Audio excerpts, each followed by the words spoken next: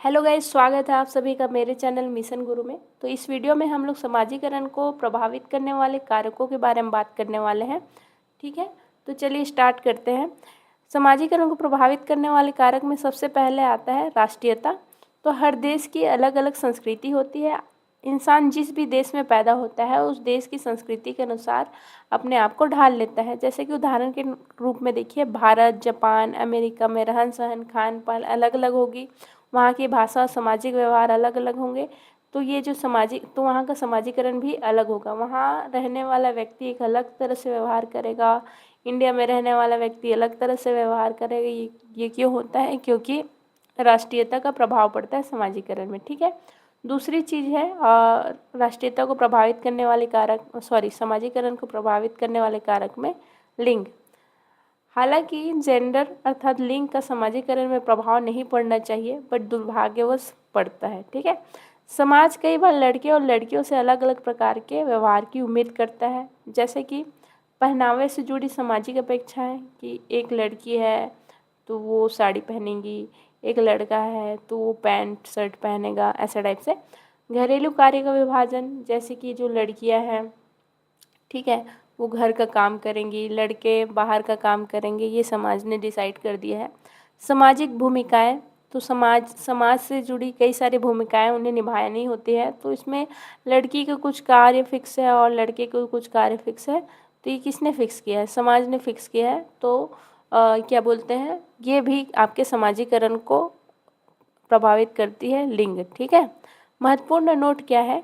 शिक्षा में सभी बच्चों को समान अवसर मिलने चाहिए। ठीक है, एक मेल बच्चा और एक फीमेल बच्ची है, तो इन दोनों को शिक्षा में कोई भेदभाव नहीं होना चाहिए, उनको समान ही शिक्षा मिलनी चाहिए। शिक्षक को लिंग आधारित भेदभाव नहीं करना चाहिए। यदि आप भविष्य में टीचर बनते हैं, शिक्षक बनते हैं, तो आपको भी ध्यान रखना है कि आप किसी भी लड़के बच्चे या लड़की बच्चे के साथ भेदभाव ना करें, दोनों को समान शिक्षा प्रदान करें। ठीक है, चलिए तीसरी चीज़ क्या है? तो ये होता है परिवार का वातावरण। परिवार का वातावरण भी समाजीकरण को प्रभावित करता है। कैसे? तो बच्चे अपने माता पिता को देखकर सीखते हैं। ठीक है, उदाहरण के तौर पर यदि घर में सभी एक दूसरे का सम्मान करते हैं तो बच्चा भी व्यवहार अपनाता है। तो ये किससे सीखा? परिवार से सीखा। तो समाजीकरण में भी परिवार के वातावरण का बहुत बड़ा योगदान है। ठीक है, चलिए आगे बढ़ते हैं। देखिए, अब हम लोग देखने वाले हैं समाजीकरण की अवस्थाएं, स्टेज ऑफ सोशलाइजेशन। ये बहुत इम्पॉर्टेंट है, इससे कई बार क्वेश्चन बने हैं। ठीक है, और मेन इससे टाइम, इसके अवस्थाओं से और उसके समय काल से क्वेश्चन पूछ दिए जाते हैं। ठीक है, तो इसको आप बहुत ध्यान से याद रखिएगा। शैशवावस्था होता है 0 से 2 ईयर। ठीक है, 0 से 2 ईयर शैशवावस्था है। फिर आता है पूर्व बाल्यावस्था, फिर उत्तर बाल्यावस्था, फिर किशोरावस्था। ठीक है, इसके बाद वाला को भी और भी आते हैं, लेकिन उसको हमको नहीं पढ़ना रहता है, क्योंकि हम इसमें बाल विकास का अध्ययन कर रहे हैं। बाल विकास अर्थात एक बच्चे का, तो 18 साल के बाद उसको बच्चा नहीं कहेंगे, तो इसीलिए बाल विकास में 18 साल तक का ही अध्ययन कर रहे हैं। ठीक है, शैशवावस्था मतलब कि इसमें होता है 0 से 2 साल, और जो पूर्व बाल्यावस्था हो 2 से 6 साल, कभी कभी 2 से 7 साल भी लेता है। आप क्वेश्चन के अकॉर्डिंग उसका आंसर करेंगे। ठीक है, उत्तर बाल्यावस्था का टाइम पीरियड है 7 से 11 साल, और किशोरावस्था का टाइम पीरियड है 11 से 18 साल। ठीक, चलिए आगे बढ़ते हैं। हम लोग देख लेते हैं शैशवावस्था। तो जैसे कि मैंने बताया कि शैशवावस्था की आयु जो है 0 से 2 ईयर की होती है। ठीक है, इसमें क्या क्या विशेषताएं होती हैं? तो इसमें बच्चा रोना, मुस्कुराना, बबलिंग करना, मतलब कि बाबी बाबा ऐसा सब बोलना सीखता है। माता पिता की पहचान करना सीखता है, अपने मम्मी को पहचानने लगता है मोस्टली। प्रारंभिक भाषा का विकास होता है, 1-2 शब्द बोलता है, जैसे कि माँ, पा, ऐसे करके बात करने लगता है थोड़ा मोड़ा। तो ये कब कब होता है? तो 0 से 2 ईयर में। ठीक है, इसको शैशवावस्था बोलते हैं, इन्फेंसी एज।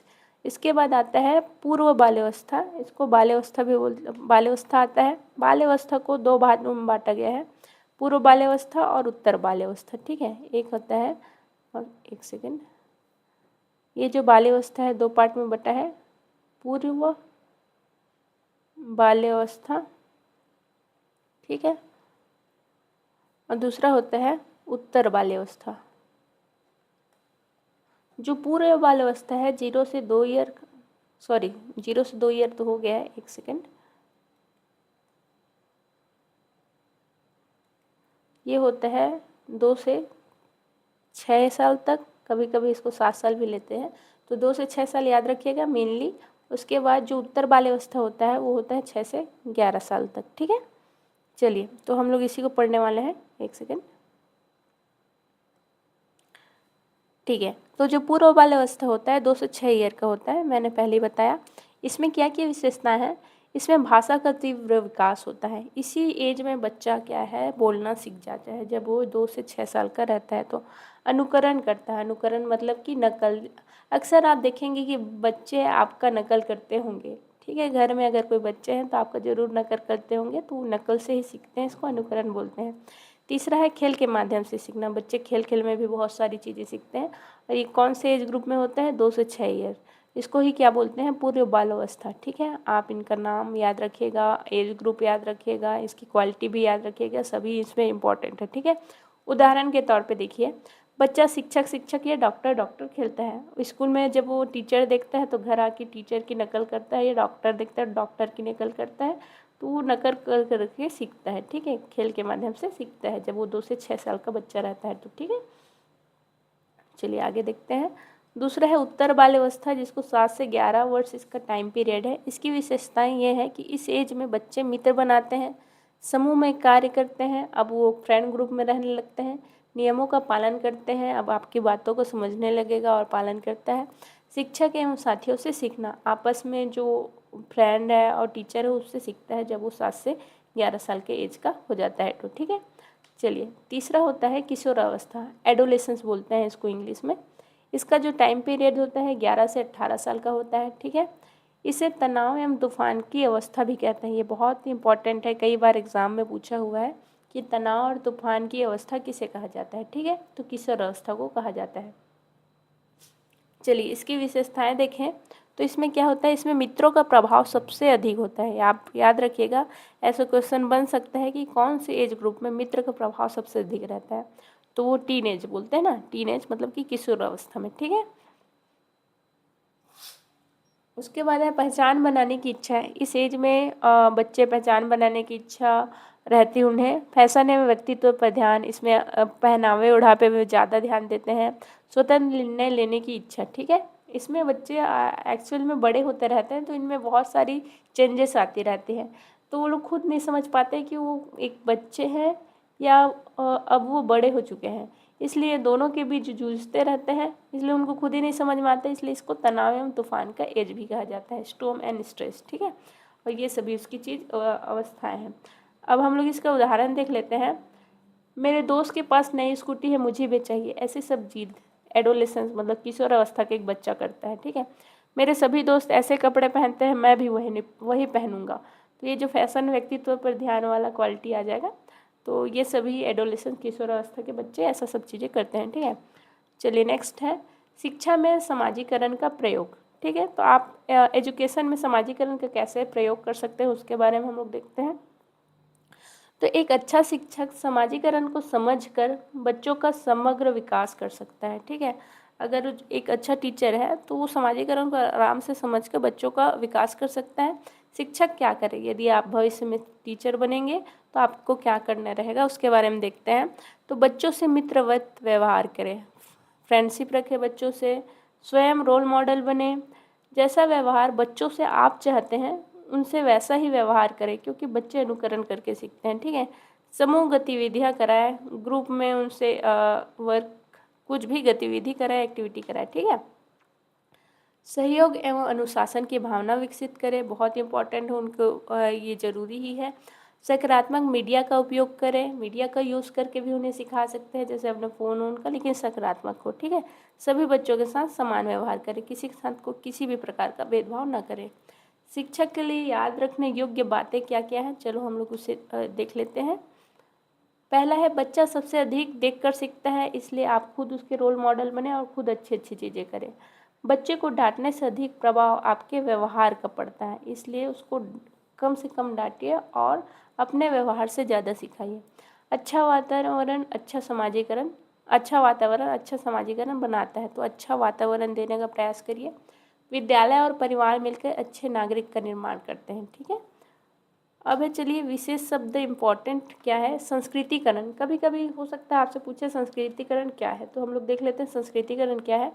जब कोई व्यक्ति किसी दूसरे की संस्कृति के संपर्क में आकर उसकी भाषा, रीति रिवाज, पहनावा, व्यवहार अपनाता है, उसे संस्कृतिकरण कहते हैं। ठीक है।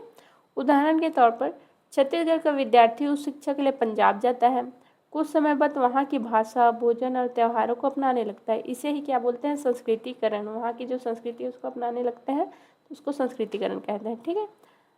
महत्वपूर्ण बुक में यहाँ पे याद रखिएगा, द अचीविंग सोसाइटी डेविड द्वारा लिखी गई है। इसके लेखक यही हैं। ठीक है। अचीविंग सोसाइटी के राइटर कौन है, तो डेविड है। ठीक। ये पुस्तक अभिप्रेरणा और समाज विकास की उसकी भूमिका पर आधारित है, उसके बारे में ये बुक लिखी गई है, द अचीविंग सोसाइटी। ठीक है। अचीवमेंट के बारे में। चलिए, आपको परीक्षा में कुछ चीज़ें याद रखनी है, आपको मेन इन्हीं सभी से प्रश्न बनेंगे, उसको आप बहुत ध्यान से देखिएगा। समाजीकरण का प्रथम एवं सबसे महत्वपूर्ण अभिकरण की यानी कि माध्यम कौन सा है, तो परिवार है। मैंने आपको इसको पहले ही लेक्चर में कंप्लीट करा दिया था। औपचारिक समाजीकरण का प्रमुख अभिकरण विद्यालय है, इसको भी मैंने कवर कराया है जी। किशोरावस्था में सबसे अधिक प्रभाव किसका पड़ता है, तो देखो किशोरावस्था एडोलेसेंस में बोल रहे हैं, तो इसी वीडियो में मैंने बताया कि पीयर ग्रुप, साथियों के समूह का सबसे ज़्यादा उनके ऊपर प्रभाव पड़ता है। ठीक है। अब बच्चा सबसे अधिक किससे सीखता है, तो अनुकरण से सीखता है, नकल करके सीखता है। ठीक है। इसलिए आप उनके रोल मॉडल बने। दूसरी संस्कृति को अपनाने की प्रक्रिया क्या कहलाती है, संस्कृतिकरण कहलाती है। अभी हमने ऊपर में देखा। ठीक है। देखिए, मैंने CDP के अभी तक 7 से लेकर 8 लेक्चर कंप्लीट कर दिए हैं। आप उनको देखना चाहते हैं तो नीचे प्लेलिस्ट का मैं लिंक डाल रही हूँ, आप वहाँ से डे 1 से देखिए, आपको हर चीज़ समझ में आने वाली है और ऐसे करके आपका जितना भी सिलेबस है वो कंप्लीट हो जाएगा। यदि आपको किसी ऐसे टीचर की आवश्यकता है जो आपको CDP पढ़ा दे अच्छे से हिंदी भाषा में, तो आप मुझसे जुड़ सकते हैं। यदि आपको ये वीडियो अच्छी लगी होगी तो आप मेरे चैनल को सब्सक्राइब कर सकते हैं। ठीक है। और ऐसे ही यूज़फुल वीडियो देखने के लिए बेल आइकन को दबाना मत भूलिएगा, ताकि आप कोई सा भी अपडेट को मिस मत करें। आप अभी तक देख रहे हैं उसके लिए आपका बहुत बहुत शुक्रिया। मिलते हैं किसी नई वीडियो पे। Thank you so much.